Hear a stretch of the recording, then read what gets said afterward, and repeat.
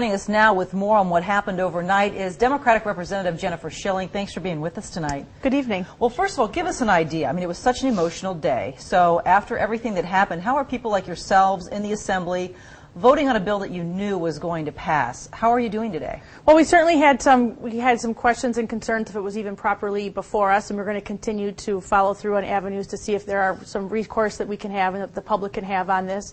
But the fact that the day started as kind of a typical day in the last couple weeks that we've seen at the Capitol, unfortunately the Capitol was shut down and access was denied to thousands of people who wanted to come in. Even lawmakers and the press were not let into the building for some time.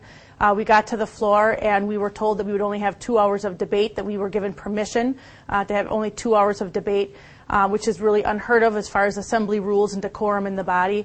And it was a pretty contentious day in the Capitol, and it's really disheartening, and it's a sad day, I think, in Wisconsin's history for modern-day worker rights here in the state. What options are the Democrats considering? Are there any beyond legal right now?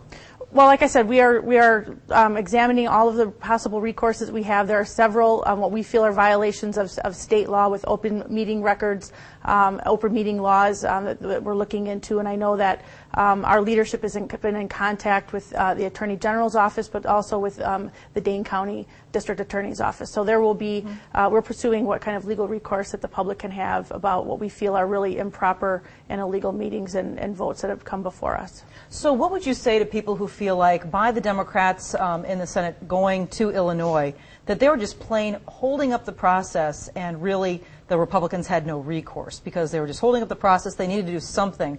What would you say to voters who feel that way? Well, what we had been told is that they were not going to strip down this bill, that what we had before us in the Assembly went to the Senate, that we had the impression that they were going to vote on the exact same bill. Last night, by convening that conference committee, they didn't even bother to explain how the bill was different. They said that they had taken things out, and they never bothered to explain. And basically what we voted on today really is not a budget repair bill. They took out all of the fiscal elements. So every argument to say that we needed to put our financial house in order is really debunked by the fact that today it shows that it was nothing about financial issues. It was nothing about the budget repair bill, that it was clearly about control of some power for the governor, but it was more importantly about stripping thousands of workers of their rights and their voice in the workplace when it comes to hours, wages, and working conditions. As we've been reporting over the past couple of days, there's been a bunch of emails going back and forth between the governor and his staff and some of the Democratic senators in Illinois. It seemed like there was maybe getting closer to a compromise, but what happened last night that it just kind of blew up? Well, I fear that there is just so much polarization that has taken place in the Capitol over the last couple of weeks, but in the Assembly, in the Senate, that there really is just not that mutual respect and that trust that is really necessary in order to bridge compromises and to build that trust and move forward. So I don't know how we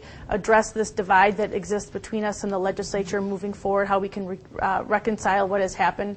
But I can tell you that legislators are on edge in our party because we have been steamrolled on several things in the last couple weeks, and that they have shut down debate, they have shut down the building for access to the public, and so we really feel that workers' rights have been trampled and taken away, as well as the decorum of the body of the legislature in which I serve. Now, you said as an Assembly person, they are looking at their options, the Democratic Party is, as far as what can they do next. As you have talked to the different union workers that are out there, what options are they looking at? Are they consider striking? We heard earlier that union leaders are asking them not to at this point. Just go to work. If you want to protest, to go on Saturday. But what do you think is going to happen next? Well, I think I am encouraging people to channel their passion, channel their energies to the ballot box. And I think that that is the most responsible thing to do, that we have a spring election coming up in April. We have special elections here in our part of the state, and look to really channel their frustration into the ballot box and get out there and work on these for candidates that they really believe are in the issues that they care about and reflect their values here in the state. All right. Representative Shilling, thanks so much for joining us tonight. Thank you. Appreciate it. Thanks for being with us.